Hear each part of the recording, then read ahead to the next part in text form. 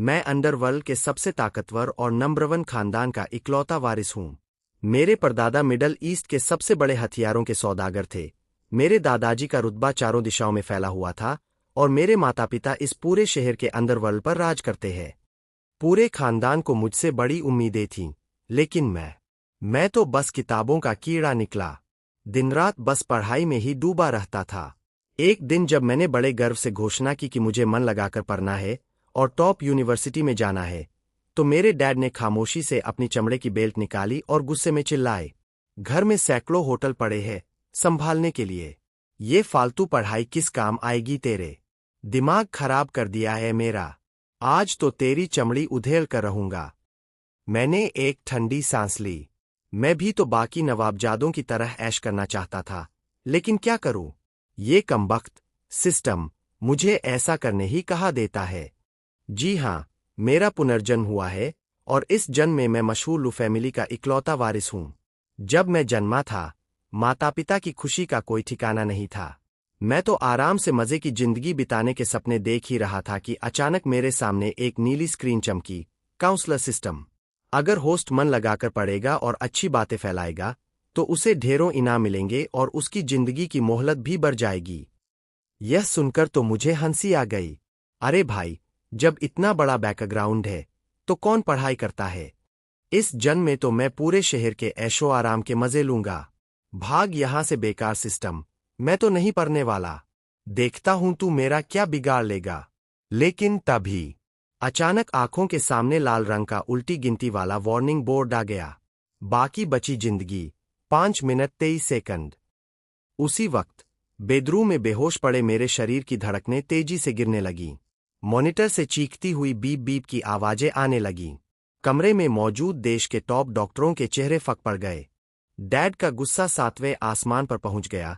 उन्होंने डॉक्टर की कॉलर पकड़कर दहाड़ा, मेरे बेटे को बचाओ। अगर इसे कुछ हुआ न, तो तुम सबको अफ्रीका भेजकर कपास तुड़वाऊंगा। मेरी माँ बेड के पास घुटनों के बल बैठकर रो रही थीं। डॉक्टरों ने हिम्मत जुटाकर कहा, माफ कीजिएगा साहब, शायद आज की रात नहीं निकाल पाएंगे। यह सुनते ही माँ का कलेजा फट गया। उन्होंने मेरा हाथ पकड़कर बिलखते हुए कहा, मेरे बच्चे, मुझे छोड़कर मत जा। मैं कसम खाती हूं, आज के बाद कभी तुझे गेम खेलने से नहीं रोकूंगी। जैसे ही माँ के शब्द खत्म हुए, मॉनिटर की गिरती हुई रेखा अचानक चमत्कार की तरह ऊपर भागने लगी। जो मैं मरने की कगार पर था, झटके से उठकर बैठ गया। आखिरकार मुझे इस सिस्टम के आगे झुकना ही पड़ा। सच ही कहा है, मजबूरी का नाम महात्मा गांधी। जिंदा रहने के लिए 100-200 साल की उम्र बढ़ाना ही सबसे पहली प्राथमिकता है। मुझे इस तरह अचानक उठते देख सबकी सांसें थम गईं। मैंने अपनी रोती हुई माँ की तरफ देखा और बहुत संजीदगी से कहा, माँ, आप चिंता मत करो। अब से मैं जी जान लगाकर पढ़ाई करूंगा, एक आदर्श छात्र बनूंगा और समाज की सेवा करूंगा। मेरी बात सुनते ही माँ हक्की बक्की रह गईं। उन्होंने मेरे माथे पर हाथ रखा और फिर तो और जोर जोर से छाती पीटकर रोने लगी। अरे रे रे, सत्यानाश हो गया। हमारा बेटा तो सच में पागल हो गया है। कैसी बहकी बहकी बातें कर रहा है कि पढ़ेगा लिखेगा। डैड ने माँ के कंधे पर हाथ रखा और दिलासा देते हुए बोले, घबराओ मत बेगम, चाहे दुनिया भर के वैद्यकीमों को बुलाना पड़े, मैं अपने बेटे के दिमाग का इलाज करवा के रहूंगा।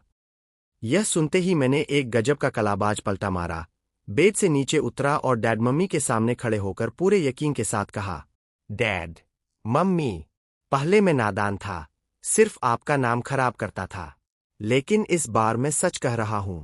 मैं दिल लगाकर पढ़ूंगा और शहर की सबसे बड़ी यूनिवर्सिटी में एडमिशन लेकर दिखाऊंगा। डैड को लगा कि मैं उनका मजाक उड़ा रहा हूं। उनका सीना चौड़ा तो हुआ, लेकिन अगले ही पल उन्होंने फिर से बेल्ट बाहर खींच ली और गरजकर बोले, हराम जादे, तू सच में पढ़ने की हिम्मत करके तो देख। तेरा पूरा स्कूल न उड़ा दिया तो मेरा नाम बदल देना। अगर तुझे उस बाई फैमिली की इकलौती वारिस से शादी न करानी होती, तो मैं तुझे ऐसी जगह कभी न भेजता।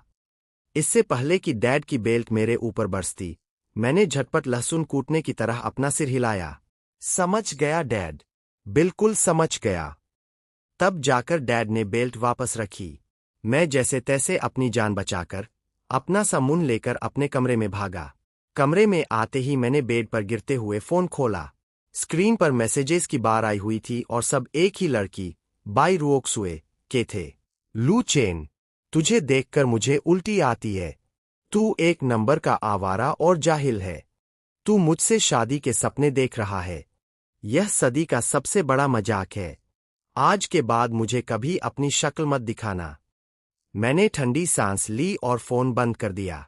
पुरानी यादें ताजा की तो पता चला कि यह बाई रुओक्सुए कोई मामूली लड़की नहीं है। भले ही वह मेरे साथ पढ़ती है, लेकिन उसका परिवार राजधानी में गहरी जड़ें जमाए बैठा है।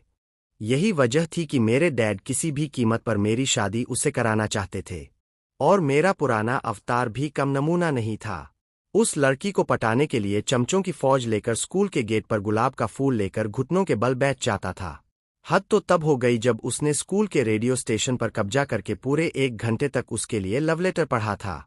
ऐसी खानदानी और घमंडी लड़की के लिए तो यह सरेआम बेइज्जती थी। प्यार तो दूर, अब तो वह मेरी परछाई से भी नफरत करती थी। मैंने बेपरवाही से फोन फेंका और सोचा, अबे यार, जब मेरा पुनर्जन्म हो ही चुका है तो मैं किसी की चापलूसी क्यों करूं?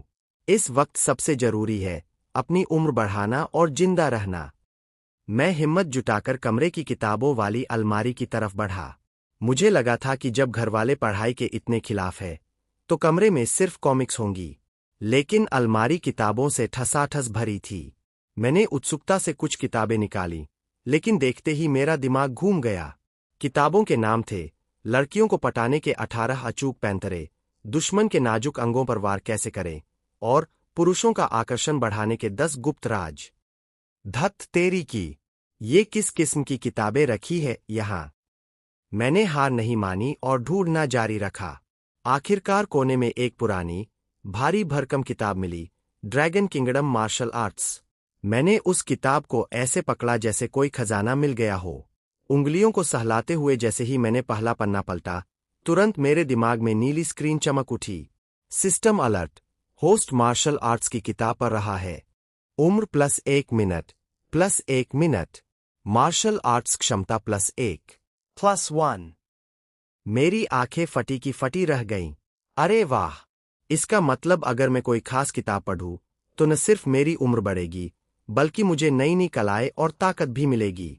मेरी नज़र तुरंत उस दूसरी किताब पर गई, पुरुषों का आकर्षण बढ़ाने के 10 गुप्त राज। मेरे चेहरे पर एक शैतानी मुस्कान आ गई। मैंने जैसे ही उसका पन्ना पलटा, सिस्टम फिर बोल उठा, होस्ट बेशर्मी बढ़ाने वाली किताब पढ़ रहा है। बेशर्मी का स्तर +1। मैंने अपना माथा पीट लिया। अबे यार, हद है। खैर, मैंने हार नहीं मानी और रात के 10 बजे तक लगातार पढ़ाई करता रहा। नतीजा यह हुआ कि मेरा मार्शल आर्ट्स का लेवल उछलकर लेवल 4 पर पहुंच गया। मेरी जिंदगी की मोहलत बढ़कर 5 दिन 6 घंटे हो गई और मेरी ताकत में भी जबरदस्त इजाफा हुआ। अगली सुबह जब मेरी आंख खुली, तो मेरे आलीशान कमरे में दर्जनों नौकर चाकर हाथ जोड़े खड़े थे। किसी ने कपड़े पहनाए, किसी ने ब्रश कराया, तो किसी ने खाना खिलाया। पूरी शाही सेवा लेने के बाद अब मैं एक नए अवतार में दुनिया का सामना करने के लिए पूरी तरह तैयार था। जैसे ही कार का दरवाजा खुलता है, कुछ नौकरों ने मुझे रोल्स रॉयस में बिठाया। निकलने से ठीक पहले एक नौकर मेरे पास आया और धीमी आवाज में हिदायत देने लगा। नौकर, छोटे मालिक, स्कूल पहुंचकर मालिक की बात भूल मत जाना। गलती से भी पढ़ाई में ध्यान मत लगाना और पढ़ने की तो सोचना भी मत। आपकी सबसे पहली प्राथमिकता है जल्द से जल्द प्यार में पड़ना और कैसे भी करके बाई मिस को हासिल करना। 10 मिनट बाद मेरी रोल्स रॉयस सीधे यूनहाई शहर के 13वें मिडिल स्कूल के दरवाजे पर जाकर रुकी। यह स्कूल पूरे शहर में अपने खराब माहौल के लिए बदनाम था। यहाँ पढ़ाई का स्तर तो गिरा हुआ था ही, माहौल भी बेहद खराब था। छोटे मोटे गुंडे हर तरफ घूमते रहते थे और टीचर या प्रिंसिपल सब देखकर भी अनदेखा कर देते थे। अब आप सोच रहे होंगे कि मेरे जैसा अमीर और रसूखदार घराने का लड़का ऐसे घटिया स्कूल में क्या कर रहा है। वजह बहुत सीधी है। यह सब मेरे पिता लू बातियान की प्लानिंग थी। वे चाहते थे कि मैं इस खराब माहौल में रगड़ खाकर उन्हीं की तरह एक कठोर और शातिर इंसान बनूं। लेकिन फिर सवाल उठता है कि बाई रुओक्स्यू जैसी अमीर घर की लड़की यहाँ क्या कर रही थी? जवाब वही है, यह भी उसके घर के बुजुर्गों का फैसला था। बस फर्क इतना था कि वह स्कूल के सबसे बेहतरीन और होनहार क्लास में पढ़ती थी। जैसे ही मैं गाड़ी से उतरकर स्कूल के गेट की तरफ बढ़ा, रंगे बिरंगे बालों वाले लड़कों का एक झुंड अचानक मुझे घेर कर खड़ा हो गया। लड़का एक, मालिक, आखिरकार आप वापस आ ही गए। हम तो आपके लिए बेहद परेशान हो रहे थे। लड़का दो, हाँ, लू भाई, आप ठीक तो है ना? कल रात तो हम सब आपको ढूंढने निकलने ही वाले थे। मैंने उन सब पर एक नज़र डाली।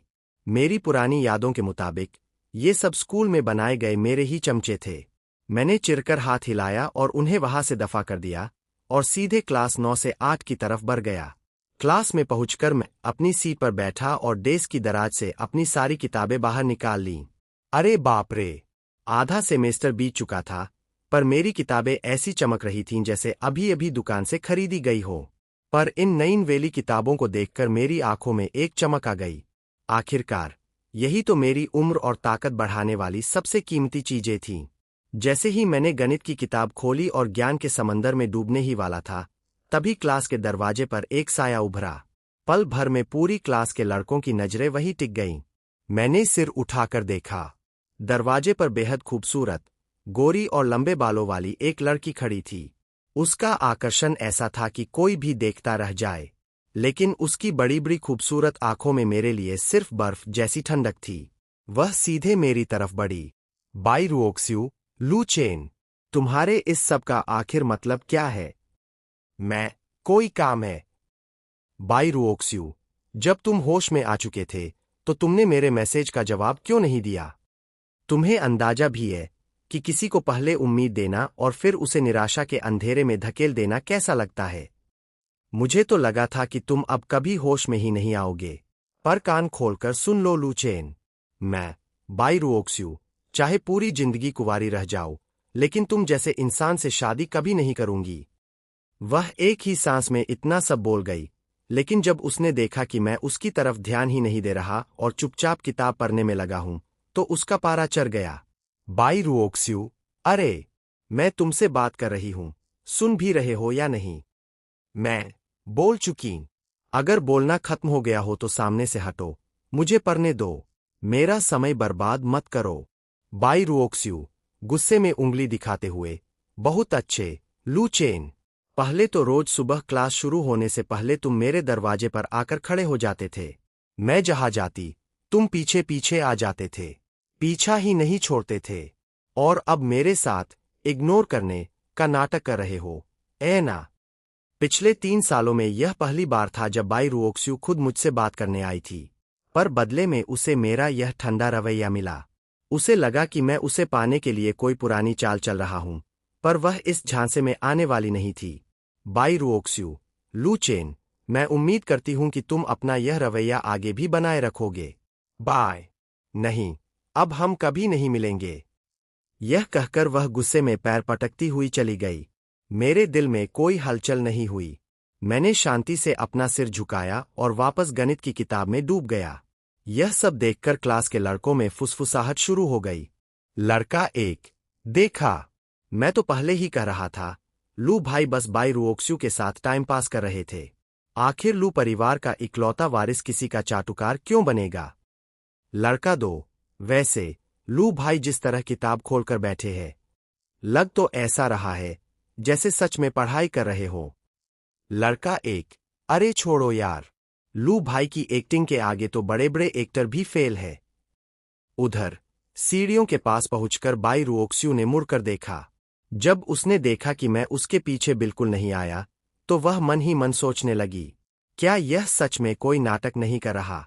क्या यह वाकई मुझसे पीछा छुड़ाना चाहता है? उसने अपनी मुट्ठियां भींची और सोचा, चलो, अच्छा ही है, अब इस बदतमीज का कोई झंझट नहीं रहेगा, मैं आराम से पढ़ाई कर सकूंगी। और वह बिना मुड़े सीढ़ियों से नीचे उतर गई। उसके जाते ही हाथ में गणित की किताब लिए एक लेडी टीचर क्लास में दाखिल हुई। उनकी पर्सनालिटी और खूबसूरती ऐसी थी कि क्लास के लड़के और मेल टीचर्स सब उन्हें फटी आंखों से देखते रह गए। लड़कों की उत्सुक नजरों के बीच वह सीधे डायस पर आईं और अपनी सुरीली आवाज में बोली, लिन यूए, हेलो बच्चों, मैं आपकी नई क्लास टीचर हूं, लिन यूए।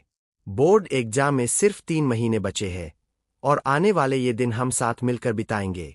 क्लास में तालियों और शोर का माहौल बन गया। सबके जश्न के बीच लिन यूए के चेहरे पर कोई भाव नहीं था। उनकी लाल आंखें सीधे मुझ पर आकर टिक गईं, जो पूरी क्लास में अकेला इंसान था जो ध्यान लगाकर पढ़ रहा था। लेकिन भूलिए मत, वह मेरी पढ़ाई से प्रभावित होकर मुझे नहीं देख रही थीं। वह यहाँ एक बेहद गुप्त और खतरनाक मिशन पर आई थीं। लिन यूए पुलिस यूनिवर्सिटी की टॉपर रह चुकी थीं और अब क्राइम ब्रांच में तैनात थीं। उनका पहला मिशन था लू कॉरपोरेशन का पर्दाफाश करना, जो सालों से अपराध की दुनिया पर राज कर रहा था। लू परिवार की जड़ें बहुत गहरी थीं। उन्होंने अपने सारे काले कारनामों को सफेद कर रखा था। पुलिस 1 साल से जांच कर रही थी, पर कोई सबूत हाथ नहीं लगा। इसलिए लिन यूए ने एक नया रास्ता चुना, लू परिवार के वारिस यानी मुझ पर नजर रखना। रिपोर्ट्स के मुताबिक मैं स्कूल का सबसे बड़ा गुंडा, आवारा और बिगड़ैल लड़का था। इसीलिए लिन यूए ने खुद मेरी क्लास टीचर बनने की पेशकश की थी, ताकि वह मेरे जरिए मेरे परिवार का राज खोल सके। लेकिन जब उन्होंने मुझे इस तरह सिर झुकाकर पढ़ते देखा, तो उनके मन में शक पैदा हो गया। यह लड़का यहाँ इतनी देर से बैठा है, इसने एक बार भी सिर उठाकर नहीं देखा। इसकी पढ़ाई की लगन देखकर तो यह कहीं से भी आवारा बाप की बिगड़ैल औलाद नहीं लगता। क्या पुलिस की रिपोर्ट गलत थी? और ठीक उसी पल मैंने, जो अब तक शांति से पढ़ रहा था, गुस्से में हाथ झटककर अपनी किताब जमीन पर फेंक दी। मैंने जूता उठाकर किताब को बुरी तरह कुचला और जोर से चिल्लाया, मैं धत तेरे की। इतनी देर से दिमाग खपा रहा था, असली झोल तो यहां था। दरअसल हुआ यह था कि अभी अभी सिस्टम ने मेरे दिमाग में चेतावनी दी थी, जब तक तुम मन में सिस्टम चालू हो नहीं बोलोगे, तब तक पढ़ने का कोई फायदा या पॉइंट नहीं मिलेगा। मैं, अबे घटिया सिस्टम, इतनी जरूरी बात मुझे पहले क्यों नहीं बताई?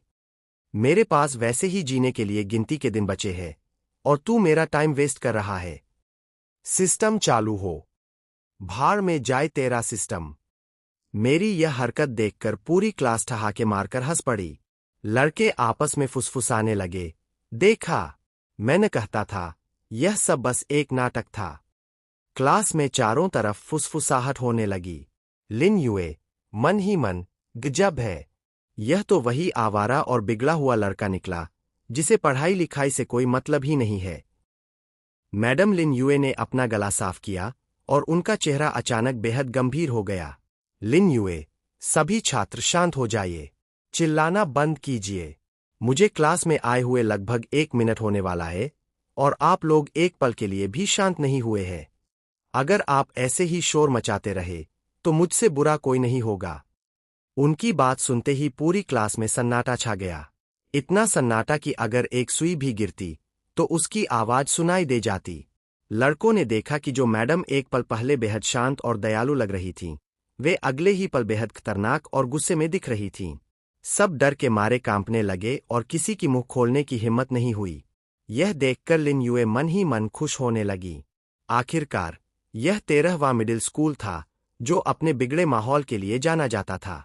यहाँ के उपद्रवी लड़कों को इतनी आसानी से चुप करा देना उनके लिए एक अलग ही संतुष्टि की बात थी। लेकिन उनकी यह खुशी ज्यादा देर नहीं टिकी। कुछ ही पलों में क्लास में फिर से हंगामा शुरू हो गया। लड़का 1, अरे वाह मैडम, आपका गुस्सा तो बड़ा ही कड़क है, मुझे तो आप और भी ज्यादा पसंद आ गईं। लड़का 2, मैडम लिन, मैंने सुना है कि जो इंसान जितना तेज गुस्से वाला होता है, अंदर से उतना ही दबाव में होता है। क्या यह सच है? लड़का 3, मैडम, मुझे आपसे बायोलॉजी पढ़नी है। इन उल्टे सीधे सवालों को सुनकर मैडम लिन यूए का दिमाग घूम गया। अगर यह कोई आम दिन होता तो वे अब तक एक जोरदार मुक्का मारकर ऐसे लड़कों का मुंह तोड़ चुकी होती। लेकिन इस वक्त वे एक टीचर थीं और उनके कंधे पर मेरे परिवार यानी लू घराने को बेनकाब करने की बड़ी जिम्मेदारी थी। उन्होंने एक गहरी सांस ली और अपने गुस्से को दबाने की कोशिश की। बर्दाश्त करो लिन यूए, बर्दाश्त करो, एक छोटी सी भूल पूरे खेल को बिगाड़ सकती है। तभी कुछ लड़कों की बातें सीधे उनके कानों में पड़ीं और उनका सब्र का बांध टूट गया। लड़का 1, देखना जरा इसके चेहरे को, ऐसा लग रहा है जैसे पूरी दुनिया ने इसका कर्जा दबा रखा हो। बड़े आए खुद को प्रिंसिपल समझने वाले। लड़का 2, हाँ भाई, अकड़ तो ऐसे दिखा रही है जैसे कोई खास मशीन हो। मैडम लिन यूए का दिमाग गुस्से से भड़क उठा। अगले ही पल उन्होंने अपना दायां हाथ हवा में उठाया और सीधे ठोस लकड़ी के बने बेंच पर दे मारा। धड़ाम! एक जोरदार धमाके के साथ वह लकड़ी का बेंच बीच से टूटकर दो टुकड़ों में बंट गया। पूरी क्लास में सन्नाटा पसर गया। सब हक्के बक्के होकर मैडम को देखने लगे। तभी एक लड़का डरते डरते अपनी जगह से खड़ा हुआ और कांपती आवाज में बोला, लड़का, मैडम, सरकारी संपत्ति को नुकसान पहुंचाना कानूनन अपराध है। अगर प्रिंसिपल साहब को पता चला तो वे आपको बहुत डांटेंगे। शायद डंडे से आपकी हथेलियों पर मारे या 1 महीने तक झाड़ू लगाने की सजा दे। आप हिम्मत रखिएगा मैडम, थक मत जाइएगा। उसकी बात सुनते ही पूरी क्लास में ठहाके गूंज उठे। मैडम लिन यूए का सिर चकरा गया। वे समझ नहीं पा रही थीं कि ये किस किस्म के अजीब छात्र हैं। न तो इनमें बड़ों के लिए कोई इज्जत थी और न ही कोई तमीज। वे बेबस महसूस कर ही रही थीं कि तभी मेरी कड़क और जोरदार आवाज पूरी क्लास में गूंजी, सब के सब अपने मुंह बंद रखो। मेरी आवाज सुनते ही पूरी क्लास की बोलती बंद हो गई। जो लड़के अभी पेट पकड़कर हंस रहे थे वे तुरंत सिर झुकाकर ऐसे सीधे बैठ गए जैसे सीधे साधे मेमने हो। मैडम लिन यूए हैरान रह गईं। उन्होंने तुरंत मुड़कर मेरी तरफ देखा। मैं अपनी जगह पर खड़ा था। मेरी आंखों में एक शेर जैसी तेजी थी जिससे पूरी क्लास पर एक अनजाना दबाव बन गया था। सच कहूं तो मुझे बेहद गुस्सा आ रहा था। एक तो सिस्टम एक्टिवेट न होने की वजह से मेरा काफी समय बर्बाद हो चुका था और मैं अपनी उम्र बढ़ाने के लिए जल्दी से पढ़ाई करना चाहता था, लेकिन ये सब मिलकर लगातार शोर मचाए जा रहे थे। आधा घंटा बीत गया था और मैं एक शब्द भी नहीं पढ़ पाया था। मैंने उंगली उठाकर पूरी क्लास को डांटना शुरू किया। तुम लोग यहां बगावत करने आए हो क्या? सरकार हर साल करोड़ों रुपए खर्च करके 9 साल की मुफ्त शिक्षा दे रही है ताकि तुम लोग पढ़ सको, और तुम लोग इस मौके की यह इज्जत कर रहे हो। दिन रात आवारागर्दी करते हो, देश के संसाधनों को बर्बाद करते हो। क्या तुम लोग अपने माँ बाप की खून पसीने की कमाई और मेहनत का यही सिला दे रहे हो? मैंने पूरी क्लास को चेतावनी देते हुए साफ कह दिया। कान खोलकर सुन लो सब। अगर अब किसी ने भी शोर मचाया या किसी और की पढ़ाई में खलल डाला तो याद रखना, मुझसे बुरा कोई नहीं होगा। इतना बोलकर मैं वापस अपनी सीट पर बैठ गया और दोबारा अपनी किताबों में डूब गया। क्लास के एक कोने में कुछ लड़के दबी जुबान में फुसफुसाने लगे। लड़का 1, अरे लू भाई को आज क्या हो गया है? क्या गलत दवाई खा ली है? कल तक तो यही सबसे ज्यादा हंगामा करते थे। लड़का 2, अरे तू नहीं समझेगा, नई मैडम इतनी खूबसूरत जो है। लू भाई जरूर मैडम को इम्प्रेस करने के लिए यह सब नाटक कर रहे हैं ताकि उन्हें पटा सके। लड़का 3, अबे चुप रह, धीरे बोल। अगर लू भाई ने सुन लिया ना तो हम सब का काम तमाम हो जाएगा। उधर डायस पर खड़ी मैडम लिन यूए मेरी बातें सुनकर पूरी तरह भौचकी रह गईं। कितनी अद्भुत सोच है इसकी। देश और समाज के प्रति ऐसी जिम्मेदारी की भावना। पूरे देश में कितने हाई स्कूल के छात्र ऐसा सोच पाते हैं? लेकिन अगले ही पल उनके मन में शक गहरा गया। नहीं, यह तो लू घराने का इकलौता वारिस है जो भविष्य में इस पूरे क्राइम नेटवर्क को संभालने वाला है। क्या इसे मेरे मिशन के बारे में पता चल गया है? क्या यह सब मेरे सामने सिर्फ शरीफ होने का नाटक कर रहा है? यह सोचकर वे और सतर्क हो गईं। आखिरकार लू परिवार का नेटवर्क इतना बड़ा था कि पुलिस डिपार्टमेंट के अंदर भी उनकी पहुंच हो सकती थी। खैर, मेरी उस डांट का यह असर हुआ कि पूरी क्लास एकदम शांत हो गई। किसी की दोबारा शोर मचाने की हिम्मत नहीं हुई। तभी मेरे दिमाग में सिस्टम की आवाज गूंजी। सिस्टम, डिंग। बधाई हो होस्ट, आपने सफलतापूर्वक सकारात्मक ऊर्जा का प्रसार किया है। आपके इस कार्य से कुल 50 लोग प्रभावित हुए हैं। पुरस्कार के रूप में आपकी उम्र 5 घंटे बढ़ा दी गई है और आपको एक रहस्यमय गिफ्ट पैक दिया जाता है। मेरे चेहरे पर एक मुस्कान आ गई। अरे वाह, रहस्यमय गिफ्ट पैक! तो इसका मतलब अच्छी बातें करने और माहौल सुधारने से भी उम्र बढ़ती है। जबरदस्त! मैंने बिना देर किए मन में कहा। सिस्टम, गिफ्ट पैक खोलो। एक नीली चमकदार स्क्रीन उभरी और उसमें से एक बोतल बाहर निकली। सिस्टम, डिंग। बधाई हो, आपको रहस्यमय पुरस्कार में एक परफेक्ट मैजिक पॉट जादुई दवा मिली है। मैंने तुरंत उसका इस्तेमाल कर लिया। अगले ही पल मेरे पूरे शरीर में एक सुखद और गर्माहट भरी लहर दौड़ गई। मेरी छाती का भारीपन खत्म हो गया और सालों से धूम्रपान और शराब पीने की वजह से शरीर में जो छोटी मोटी बीमारियां और कमजोरी थी वह पल भर में गायब हो गई। मेरी त्वचा में एक अलग ही निखार आ गया और मेरी पर्सनालिटी पहले से कहीं ज्यादा आकर्षक और रोबदार हो गई। मैंने मुस्कुराकर मन में सोचा, वाह, यह सिस्टम तो सच में बड़े काम की चीज है। इसके बाद मैंने फिर से अपना सिर झुकाया और गणित की किताबें पढ़ने लगा। कुछ ही देर में मैंने कक्षा 10 से लेकर कक्षा 12 तक की पूरी गणित की किताबें पढ़कर खत्म कर दी। मेरी उम्र में सीधे कई दिनों का इजाफा हो गया और मेरा गणित का ज्ञान मैक्स लेवल पर पहुंच गया। तभी स्क्रीन पर मैसेज आया, होस्ट का गणित ज्ञान पूरा हो चुका है। अब आप बोर्ड परीक्षा के जरिए ढेर सारी उम्र और रहस्यमय इनाम हासिल कर सकते हैं। रहस्यमय इनाम। इन शब्दों को देखते ही मेरी उत्सुकता और बढ़ गई। अब स्कूल की छुट्टी का समय हो चुका था। भले ही शाम हो रही थी, पर सूरज की हल्की रोशनी अभी भी फैली हुई थी। मैं सीटी बजाता हुआ बेहद खुश होकर स्कूल के गेट की तरफ बढ़ा।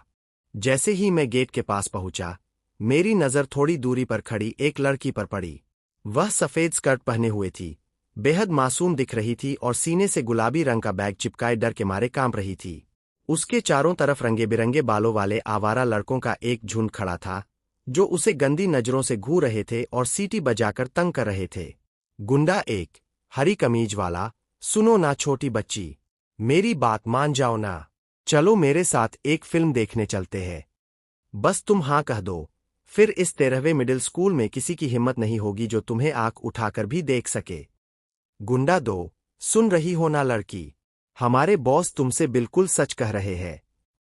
गुंडा 3, हाँ भाई, हमारे बॉस भले ही अभी 10वीं में है, पर स्कूल के बड़े बड़े दादा इन्हें अपना भाई मानते हैं। यहां तक कि लू घराने के छोटे मालिक से भी इनकी अच्छी जान पहचान है। गुंडों की टोली में खड़ा एक लड़का उस डरी हुई लड़की से बोलने लगा। गुंडा 1, अरे, अगर मैं तेरी जगह होता तो कब की काली जुराबें पहनकर बॉस के साथ डेट पर निकल चुकी होती। गुंडा 2, हरी कमीज वाला, हूं, काली जुराबों में क्या रखा है, असली मजा तो सफेद जुराबों में है। यह कहते ही वे सब के सब ठहाके मारकर हंसने लगे। वह मासूम लड़की अपनी आंखों में आंसू लिए अपने बैग को कसकर भींचते हुए रोने लगी। लड़की, मुझे माफ कर दीजिए, मेरे पास बिल्कुल समय नहीं है। गुंडा 2, अरे, अगर तुमने हम भाइयों को गुस्सा दिलाया ना, तो सीधा घसीटकर उस अंधेरी गली में ले जाएंगे। लड़की, रोते हुए हाथ जोड़कर, मुझे माफ कर दीजिए, सच में माफ कर दीजिए। मेरी माँ अस्पताल में बिस्तर पर पड़ी है और मुझे पार्ट टाइम काम पर जाकर पैसे कमाने हैं। मैं आपसे भीख मांगती हूं, मुझे जाने दीजिए। गुंडा 2, अरे बस, रोना बंद कर। कैसी पार्ट टाइम जॉब? अगर तुझे पैसों की जरूरत है, तो सीधे मुझसे मांग लेना। थोड़ा बहुत पैसा तो तेरे भाई के पास भी है। मैं थोड़ी दूरी पर खड़ा यह सब देख रहा था। पढ़ाई में ज्यादा देर होने की वजह से स्कूल गेट पर ज्यादा लोग नहीं थे और इसीलिए इन गुंडों की हिम्मत इतनी बढ़ गई थी। इसी बीच गेट के दूसरी तरफ खड़ी अपनी एसयूवी गाड़ी में बैठी मैडम लिन युए भी यह सब देख रही थीं। वे अपनी ड्यूटी खत्म करके निकलने ही वाली थीं कि उनकी नजर इस घटना पर पड़ी। लिन युए, मन ही मन, बेहया कमीने कहीं के, आज तो मैं तुम सबको ऐसा सबक सिखाऊंगी कि जिंदगी भर याद रखोगे। उन्होंने तुरंत अपनी हाई हील्स उतारकर फ्लैट शूज पहने और गाड़ी का दरवाजा खोलकर नीचे उतरने ही वाली थीं कि तभी मेरी आवाज गूंजी और उनके कदम थम गए। अरे, मुझे भी शामिल कर लो भाई। मैडम लिन युए ने मुझे देखा और गाड़ी के अंदर से ही फुसफुसाने लगी। लिन युए, मन ही मन, वाह लू चेन, आखिरकार तेरा असली चेहरा सामने आ ही गया। दिन में तो शरीफ और होनहार छात्र बनने का नाटक कर रहा था और छुट्टी होते ही अपना असली रंग दिखा दिया। तू भी इन गुंडों के साथ शामिल होना चाहता है ना? रुक, आज तेरा यह ड्रामा मैं अपने कैमरे में रिकॉर्ड करके रहूंगी। उन्होंने तुरंत अपना फोन निकाला, कैमरा ऑन किया और रिकॉर्डिंग चालू कर दी ताकि मेरे खिलाफ स्कूल बुलिंग का पक्का सबूत जुटा सके। उधर गेट पर खड़े उन लड़कों ने मुड़कर मुझे देखा। उनकी आंखों में मेरे लिए साफ हकारत थी। वे 10वीं के नए लड़के थे। उन्होंने लू चेन का नाम तो सुन रखा था, पर कभी मुझे सामने से देखा नहीं था। गुंडा 2, थूकता हूं तेरे ऊपर। अबे ओए चिकने, कहाँ से आ गया तू? चुपचाप यहां से दफा हो जा, वरना फालतू में पिट जाएगा। उस लड़की ने जब मुझे देखा तो उसकी आंखों में उम्मीद की एक किरण जगी, पर अगले ही पल वह फिर निराश हो गई। वह जानती थी कि यह हरी कमीज वाला लड़का 12वीं के बड़े गुंडों से पहचान रखता है और पूरे स्कूल में रौब जमाता है। वह नहीं चाहती थी कि मेरी वजह से कोई और मुसीबत में पड़े। लड़की, भैया, आप चले जाइए। यहां रुकना आपके लिए ठीक नहीं है। यह आपका मामला नहीं है। गुंडा 2, हंसते हुए, सुना बे चिकने, मेरी गर्लफ्रेंड कह रही है कि यहां से 9-2-11 हो जा। वे सब फिर से उस लड़की को घेरने लगे। मेरा दिमाग ठनक गया। मैंने पास पड़ा कोल्ड ड्रिंक का एक खाली कैन उठाया और पूरी ताकत से फेंक कर मारा। धान्य! वह कैन एक सटीक निशाने के साथ सीधे उस हरे बालों वाले गुंडे के सिर पर जाकर लगा। आह! वह दर्द से अपना सिर पकड़कर चिल्ला उठा। अब तो वे तीनों गुंडे आग बबूला हो गए। गुंडा 2, साले, तेरी इतनी हिम्मत! सीधे सीधे बात समझ नहीं आई ना? आज तो तुझे जान से मार डालूंगा। तीनों आवारा लड़के पागल कुत्तों की तरह मेरी तरफ झपटे।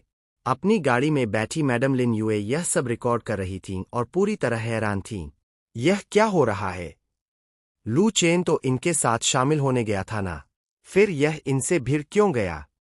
अब एक टीचर होने के नाते क्या मुझे जाकर अपने स्टूडेंट को बचाना चाहिए? वे अभी सोच ही रही थीं कि अचानक उन्होंने देखा। वे तीनों गुंडे जमीन पर चित पड़े तड़प रहे थे। एक पल में मैंने उन तीनों को धूल चटा दी थी। वे सब अपना अपना पेट और मुंह पकड़कर दर्द से कराह रहे थे। गुंडा 1, जमीन पर गिरते हुए, अरे बाप रे! काला भालू भाई को फोन लगाओ।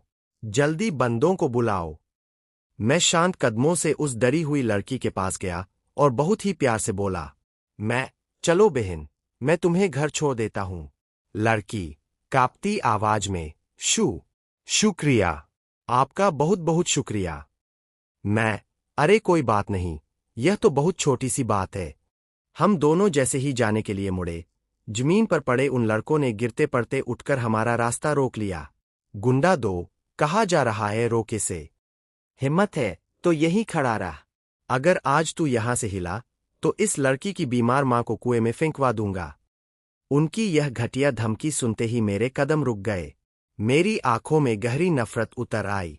मैंने मुड़कर उनसे कहा, ठीक है, बुला ले जितने बंदे बुलाने हैं, मैं यहीं खड़ा हूं। गाड़ी में बैठी मैडम लिन यूए के चेहरे पर एक हल्की मुस्कान आ गई। लगता है लू परिवार के इस वारिस में थोड़ी गैरत और हिम्मत अभी बाकी है। फिर भी उन्होंने एहतियात के तौर पर चुपके से पुलिस को फोन मिला दिया, क्योंकि अगर वे लड़के 10 से 15 लोगों को बुला लेते तो मेरी जान खतरे में पड़ सकती थी। वह लड़की बेचारी बुरी तरह घबरा गई, पर फिर उसने हिम्मत जुटाई और मेरे ठीक बगल में आकर खड़ी हो गई। उसकी आंखों में अब कोई डर नहीं, बल्कि एक भरोसा था। गुंडा 2, मेरे सामने होशियारी दिखाएगा? रुक, अभी तुझे तेरी औकात समझ आती है। देखते ही देखते आसमान में काले बादल छाने लगे। स्कूल की पश्चिमी दिशा से ढेरों गुंडों का एक बड़ा हुजूम हमारी तरफ बरने लगा। एक नजर में ही लग रहा था कि वहां कम से कम 100 से ज्यादा लड़के जमा हो चुके थे। मैडम लिन यूए गाड़ी से यह नजारा देखकर चौंक गईं। गनीमत है कि मैंने पुलिस को फोन कर दिया, वरना आज तो यह लू चेन जिंदा नहीं बचता। उधर वह हरे बालों वाला गुंडा अपनी टोली को आते देख हवा में हाथ लहराते हुए खुशी से नाचने लगा। गुंडा 2, हा, मेरे बड़े भाई आ गए, अब तो तुम दोनों का मरना तय है। वह दौड़कर उस टोली के सबसे आगे चल रहे आदमी के पास गया। वह आदमी 6 फीट 3 इंच लंबा, सांवला और बेहद चौड़ा था, बिल्कुल अपने नाम काला भालू की तरह खूंखार। गुंडा 2, काला भालू भाई, आप आ गए। देखिए, इसी लड़के ने हम पर हाथ उठाया था। काला भालू, चल दिखाता हूं मुझे कि कौन सा सिरफिरा हमारी इलाके में दादागिरी दिखा रहा है। 100 से ज्यादा गुंडों ने मुझे चारों तरफ से घेर लिया। काला भालू ने बड़े रोब से सिगरेट जलाई, धुआं उड़ाया और मेरी पीठ की तरफ देखते हुए अकड़कर बोला, काला भालू, अबे छोटे, तेरी हिम्मत तो काफी बड़ी हुई दिखती है। लेकिन जैसे जैसे वह मेरी पीठ, कपड़ों और बालों के स्टाइल को गौर से देखने लगा, उसका माथा ठनका। यह हुलिया तो कुछ जाना पहचाना सा लग रहा है। हरे बालों वाला गुंडा मुझे चुप खड़ा देखकर फिर से चिल्लाया, गुंडा दो, अबे ओए, मेरे बड़े भाई तुमसे बात कर रहे हैं, कान में रुई ठूस रखी है क्या? तभी मैं धीरे से घुमा और सीधे काला भालू की आंखों में देखा। जैसे ही काला भालू ने मेरा चेहरा देखा, उसका रंग सफेद पड़ गया। उसका मुंह आश्चर्य से इतना बड़ा खुल गया कि पूरा अंडा समा जाए। पैर कांपने लगे और माथे से पसीने की बूंदें छलक पड़ी। वह हकलाते हुए बोला, काला भालू, लू लू लू भाई। मुझे अपने सामने बिल्कुल शांत खड़े देखकर काला भालू की आंखों के आगे अंधेरा छा गया। उसके घुटने आपस में टकराने लगे। वह मन ही मन उस हरे बालों वाले गुंडे को 100 गालियां दे रहा था। अबे अंधे के अंधे, पूरे शहर में तुझे पिटने के लिए यही इंसान मिला था। तुझे अंदाजा भी है कि यह कौन है? लू घराने का इकलौता वारिस, जिसकी एक उंगली के इशारे पर बड़े बड़े गैंग मिट जाते थे। और तो और, खुद काला भालू भी तो मेरा ही एक अदना सा चमचा था। काला भालू तुरंत भीगी बिल्ली बनकर हाथ जोड़कर मेरे आगे झुक गया। काला भालू, हे, लू भाई, आप यहां। अरे भाई, यह तो बहुत बड़ी गलतफहमी हो गई, बहुत बड़ी गलतफहमी। उसने कांपते हाथों से अपनी जेब से सिगरेट की डिब्बी निकाली और बहुत ही अदब के साथ दोनों हाथों से मेरी तरफ बढ़ाई। उसकी आंखें डर के मारे मेरे चेहरे पर टिकी हुई थीं कि कहीं मैं गुस्सा होकर उसका काम तमाम न कर दूं। उसके पीछे खड़े 100 से ज्यादा लड़के, जो ज्यादातर उसी स्कूल के सीनियर थे, जैसे ही समझ पाए कि सामने कौन खड़ा है, उन सब ने एक साथ झुककर जोरदार आवाज में सलामी दी। सब गुंडे एक साथ, नमस्ते लू भाई, प्रणाम लू भाई। उस पल हरे बालों वाला वो गुंडा और उसके 2 साथी बिल्कुल हक्के बक्के रह गए। चाहे वे कितने भी बेवकूफ क्यों न हो, अपने सामने खड़े इंसान को पहचानना उनके लिए मुश्किल नहीं था।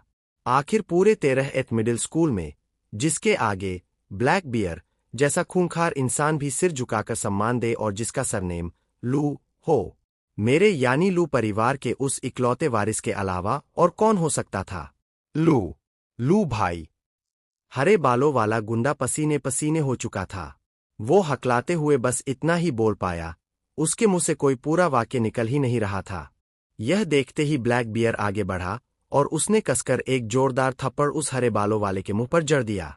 तेरी हिम्मत कैसे हुई लू भाई से पंगा लेने की? अगर तुझे मरने का इतना ही शौक है, तो मुझे बीच में मत घसीट। थप्पड़ पड़ते ही हरे बालों वाले का सारा नशा हिरन हो गया। वह तुरंत अपने दोनों साथियों के साथ जमीन पर गिर पड़ा और पागलों की तरह जमीन पर सिर टेक कर गिड़गिड़ाने लगा। भाई, हमसे बहुत बड़ी गलती हो गई। हमारी आंखों पर पर्दा पड़ा था जो हम आपको पहचान नहीं पाए। आप बड़े दिल वाले हैं, हमें माफ कर दीजिए। अगर हमें जरा भी अंदाजा होता, तो कसम से 100 जन्मों में भी आपकी तरफ आंख उठाकर देखने की हिम्मत नहीं करते। कुछ देर पहले तक जो तीनों शेखी बघा रहे थे, उनका सारा घमंड हवा हो चुका था। अब उनके चेहरों पर सिर्फ खौफ और रहम की भीख थी। ब्लैक बियर और उसके पीछे खड़े दर्जनों लड़के चुपचाप सब देख रहे थे। किसी में इतनी हिम्मत नहीं थी कि आगे आकर उनके लिए सिफारिश कर सके। मजाक है क्या? कोई भी लू चेन से पंगा लेकर अपनी जान आफत में नहीं डालना चाहता था। पास ही खड़ी लड़की यह सब देखकर पूरी तरह हैरान थी। तो क्या यही है वो मशहूर और बिगड़ैल लू चेन? पर ये तो वैसा बिल्कुल नहीं लगता जैसा लोग कहते हैं। तभी मैंने अपनी चुप्पी तोड़ी। मेरी आवाज में बर्फ जैसी ठंडक थी। दिनदहाड़े एक बेबस लड़की को परेशान करते हो, और तो और उसके परिवार को कुएं में फेंकने की धमकियां देते हो। तुम्हारे माँ बाप ने तुम्हें बड़ा इसीलिए किया था कि तुम ऐसे घटिया और नीच काम करो। मैंने सीधे उनकी आंखों में देखते हुए कहा, आज के बाद मैं तुम तीनों को इस पूरे यूनाई शहर में दोबारा नहीं देखना चाहता। अपना ट्रांसफर करवाओ और इसी वक्त इस शहर से दफा हो जाओ। ब्लैक बियर गरज उठा, सुना नहीं तुमने? लू भाई ने कहा है, यहां से दफा हो जाओ। अभी भी यहीं खड़े हो, भागो यहां से। हाँ जी, धन्यवाद लू भाई। हम कल सुबह ही अपने ट्रांसफर का कागज बनवा लेंगे। आपका बहुत बहुत धन्यवाद। वे तीनों गिड़गिड़ाते हुए उठे और बिना पीछे मुड़े दुम दबाकर भाग निकले। जैसे ही वे गए, मेरे दिमाग में एक जाने पहचाने सिस्टम की आवाज गूंजी। डिंग! होस्ट ने सफलतापूर्वक सकारात्मक ऊर्जा फैलाई है। कुल 108 लोग प्रभावित हुए हैं। पुरस्कार: उम्र में 10 घंटे की बढ़ोतरी। यह सुनकर मेरे चेहरे पर एक हल्की सी मुस्कान आ गई। भले ही कोई रहस्यमय गिफ्ट पैक न मिला हो, लेकिन 10 घंटे की जिंदगी बरना भी कोई छोटी बात नहीं थी। वैसे भी समाज में अच्छाई फैलाना तो मेरी नैतिक जिम्मेदारी है ही। मामला शांत होते देख ब्लैक बियर अपनी गलती मानने के लिए मेरी तरफ आगे बढ़ा ही था कि तभी दूर से एक जानी पहचानी लड़की की तीखी आवाज आई। लू चेन, तुम फिर से लोगों को धमका रहे हो। सबने मुड़कर देखा। बाई रुओक्सुए अपना बैग टांगे स्कूल के गेट से बाहर आ रही थी। वह सीधे मेरे सामने आकर खड़ी हो गई और नफरत भरी नजरों से बोली, क्यों अब ढोंग करना बंद कर दिया? सुबह तो ऐसे बन रहे थे जैसे कोई बहुत सीधे सादे और पढ़ने वाले बच्चे हो। सुबह की बात से ही मेरा दिमाग खराब था। मैं तुमसे बात करने आई और तुमने मुझे घास तक नहीं डाली, उल्टे पढ़ाई का बहाना बना दिया। इतना घटिया बहाना! क्या मेरी बुद्धिमत्ता का मजाक उड़ा रहे थे? और अब देखो, यहां फिर से गुंडागर्दी कर रहे हो। वह तंज कसते हुए बोली, लू चेन, तुम सिर्फ कमजोरों पर अपनी दादागिरी दिखा सकते हो। तुम्हें जरा भी शर्म नहीं आती। और तुम जैसा इंसान मुझसे शादी करने के सपने देखता है। मैं तुम्हें साफ साफ बता दूं, हमारे बीच कभी कुछ नहीं हो सकता। बाई रुओक्सुए ने अपनी भड़ास निकाल ली थी और उसका चेहरा गुस्से से लाल था। ब्लैक बियर से रहा नहीं गया। वह तुरंत सफाई देने आगे आया। भाभी, आप बहुत बड़ी गलतफहमी में हैं। लू भाई ने ऐसा कुछ। मुंह बंद रखो, मैंने सख्त आवाज में ब्लैक बियर को टोका। आज के बाद कोई भी इसे भाभी नहीं कहेगा। सुना तुम सबने? यह सुनते ही वहां मौजूद सभी लोग हक्के बक्के रह गए। यह क्या हो रहा था? पूरा स्कूल जानता था कि लू चेन बाई रुओक्सुए के पीछे पागलों की तरह पड़ा रहता था। उसे पटाने के लिए कभी फूल, कभी सरेआम प्रपोजल। उसने क्या कुछ नहीं किया। पहले तो अगर कोई बाई रुओक्सुए को भाभी कह देता तो लू चेन की खुशी का ठिकाना नहीं रहता था। फिर आज अचानक यह तेवर। तभी लोगों की नजर मेरे बगल में खड़ी उस लड़की पर पड़ी। वह डर और घबराहट के मारे बेचारी शर्म से पूरी तरह लाल हो चुकी थी। क्या लू चेन का दिल इस लड़की पर आ गया है? बाई रुओक्सुए ने भी उस लड़की को देखा। सुंदरता, कदकाठी और अंदाज में वह लड़की बाई रुओक्सुए से जरा भी कम नहीं थी। पल भर के लिए बाई रुओक्सुए के दिल में एक अजीब सी टीस और हार का एहसास हुआ। उसे लगा जैसे इतने लोगों के सामने उसकी बेइज्जती हो गई हो। लेकिन अगले ही पल उसने खुद को संभाला। उसे लू चेन के आवारा और अय्याश स्वभाव का अच्छी तरह पता था। उसके इर्दगिर्द तो हमेशा सुंदर लड़कियां रहती ही थीं। तो फिर आज ही क्यों वह इस लड़की को साथ लेकर आया था? बाई रुओक्सुए ने मन ही मन सोचा, अच्छा, तो यह सब मुझे चिढ़ाने और जलील करने का नाटक है। यह जानबूझकर मुझे नीचा दिखाने का खेल खेल रहा है। उसके चेहरे पर एक ठंडी मुस्कान आ गई और वह हिकारत से बोली, लू चेन, तुम्हें क्या लगता है तुम्हारे इन सस्ते ड्रामों से मुझे कोई फर्क पड़ेगा? तुम मेरे सामने और भी ज्यादा बचकाने और नीच लग रहे हो। आइंदा मुझे परेशान मत करना। बेहतर यही होगा कि हम कभी एक दूसरे के सामने न आए। यह कहकर बाई रुओक्सुए बिना पीछे मुड़े वहां से चली गई। वहां मौजूद सारे लड़के सन्नाटे में थे। बाई रुओक्सुए ने पहले भी कई बार इनकार किया था, लेकिन आज की बात बहुत ज्यादा चुभने वाली थी। ब्लैक बियर ने मेरे कंधे पर हाथ रखा। लू भाई। वह मुझे दिलासा देने ही वाला था कि उसने देखा, मेरे चेहरे पर दुखी होने का एक भी निशान नहीं था। उल्टे, मैं तो बाई रुओक्सुए के जाने की दिशा में देखते हुए धीरे से बड़बड़ाया, पागल औरत। बाई रुओक्सुए के जाने के बाद मेरे पास खड़ी लड़की ने हिम्मत जुटाकर अपना सिर उठाया और भीगी आंखों से बोली, सुनो, आज मुझे बचाने के लिए तुम्हारा बहुत बहुत शुक्रिया। मेरा नाम ली जिंग्या है। मैं तुम्हारा यह एहसान कभी नहीं भूलूंगी और जरूर चुकाऊंगी। मैंने बेपरवाही से हाथ हिलाया, कोई बात नहीं। मैं अच्छे काम करने के बाद अपना नाम ढोल पीट कर नहीं बताता। तभी ब्लैक बियर हाथ जोड़कर मेरे सामने आया। लू भाई, आज जो कुछ भी हुआ, मेरी वजह से हुआ। मैंने अपने लड़कों को चुनने में गलती कर दी। आप मुझे जो भी सजा देंगे, मुझे मंजूर होगी। मैंने ब्लैक बियर और उसके पीछे खड़े विशाल लड़कों के झुंड को देखा। फिर थोड़ा गला साफ करके बुलंद आवाज में कहा, तुम सब लंबे चौड़े और ताकतवर मर्द हो। आगे चलकर अपने अपने घर के चिराग और सहारा बनने वाले हो। मेरी तुम सब से बस एक ही उम्मीद है। गलतियां इंसान से ही होती है, लेकिन कभी भी अपने से कमजोर पर हाथ मत उठाना। कम से कम अपने दिल में सही और गलत की पहचान रखो और एक सच्चे इंसान बनो। मेरी बातें सुनकर सारे लड़के हैरान रह गए। लू भाई को आज क्या हो गया है? क्या दवाई लेना भूल गए या गलत दवाई खा ली?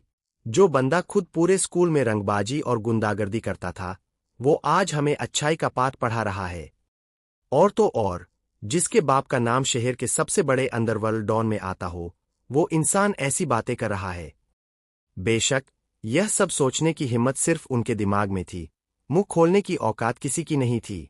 तभी ब्लैक बियर पीछे मुड़ा और दहाड़ा, लू भाई की बात सुनी तुम सबने? आज के बाद सब एक ईमानदार और नेक इंसान बनकर दिखाओगे, समझे? जी भाई। सैकड़ों लड़कों की आवाज एक साथ गूंजी। पूरा स्कूल परिसर इंसाफ, सच्चाई, अच्छाई के नारों से गूंज उठा। धीरे धीरे उनके नारों का सुर ही बदल गया। तभी 80 साल की एक बूढ़ी दादी लाठी टेकते हुए वहां से गुजरी। उन्होंने इस जोशीली भीड़ को देखा, दुख से अपना सिर हिलाया और आह भरते हुए बोली, अरे रे, नादान बच्चे, जिंदगी में कुछ भी बन जाते, पर ये दिमागी बीमारी क्यों पाल ली? यह तो हम बूढ़ों की उम्र की बीमारियां है। दादी की बात सुनकर सन्नाटा छा गया। तभी अचानक दूर से पुलिस की गाड़ियों के सायरन की तेज आवाज सुनाई दी। सायरन सुनकर भी उन लड़कों के चेहरों पर जरा भी शिकन नहीं आई। आखिर जब लू चेन साथ हो, तो पुलिस का क्या डर? फिर भी माहौल खराब न हो, इसलिए मैंने हाथ के इशारे से सबको वहां से जाने को कहा। कुछ ही सेकंड में पूरी भीड़ तीतर बीतर हो गई और गेट पर सिर्फ मैं और ली जिंग्या ही बचे। 2 पुलिस की गाड़ियां आकर रुकीं। वर्दीधारी अफसर नीचे उतरे, लेकिन जैसे ही उनकी नजर मुझ पर पड़ी, उनके कैप्टन ने इशारे से सबका बॉडी कैमरा बंद करवा दिया। छोटा चेन, फिर कोई लफड़ा कर दिया क्या? कैप्टन मुस्कुराते हुए आगे आए और मेरे कंधे पर हाथ रखा। यह ली फू थे। कभी एक मामूली पुलिस वाले हुआ करते थे। भ्रष्टाचार के खिलाफ आवाज उठाने पर इन्हें झूठे केस में फंसाकर जेल भेज दिया गया था। तब मेरे पिता लू बातिया ने इनकी मदद की, इनका नाम साफ करवाया और इन्हें आज इस बड़े पद तक पहुंचाया। मैंने कुछ नहीं किया ली भाई, मैंने सीधे मुंह से कहा, मुझे तो खुद समझ नहीं आ रहा कि पुलिस बुलाई किसने। तभी पीछे से एक खूबसूरत और रुबाबदार महिला आगे आई। उनके चेहरे पर एक सधी हुई मुस्कान थी। इंस्पेक्टर साहब, नमस्कार। मैं लू चेन की क्लास टीचर लिन यूए हूं। मैंने ही पुलिस को फोन किया था। दरअसल मैंने देखा कि कुछ गुंडों ने इसे घेर रखा है। मुझे लगा कहीं इसके साथ कुछ अनहोनी न हो जाए, इसलिए। यह सुनकर ली फू और बाकी पुलिस वाले अपनी हंसी नहीं रोक पाए। लू चेन को किसी ने घेर लिया। यह बात बाहर कोई सुनेगा तो हंसते हंसते लोटपोट हो जाएगा। 13 स्कूल में अगर यह किसी को न पीटे, तो वही भगवान का बहुत बड़ा शुक्र है। चलिए, जब सब ठीक है तो हम चलते हैं। ली फू ने हंसते हुए मेरे कंधे को थपथपाया। छोटा चेन, सीधे घर जाना। अपने माँ बाप को परेशान मत करना। ठीक है ली भाई, मैंने सिर हिलाया। पुलिस के जाने के बाद स्कूल के गेट पर सिर्फ मैं, मैडम लिन यूए और ली जिंग्या ही बचे थे। मैडम लिन यूए ने अपनी गाड़ी की चाबी घुमाते हुए कहा, चलो, मैं तुम दोनों को घर छोड़ देती हूं। अपनी बेहद खूबसूरत मैडम को देखकर मैंने सोचा, चलो बढ़िया ही है। वैसे भी इस शरीर का पुराना मालिक तो रोज स्कूल के बाद अपने आवारा दोस्तों के साथ घूमता था और देर रात घर लौटता था। घर का ड्राइवर सिर्फ स्कूल छोड़ने आता था, ले जाने नहीं।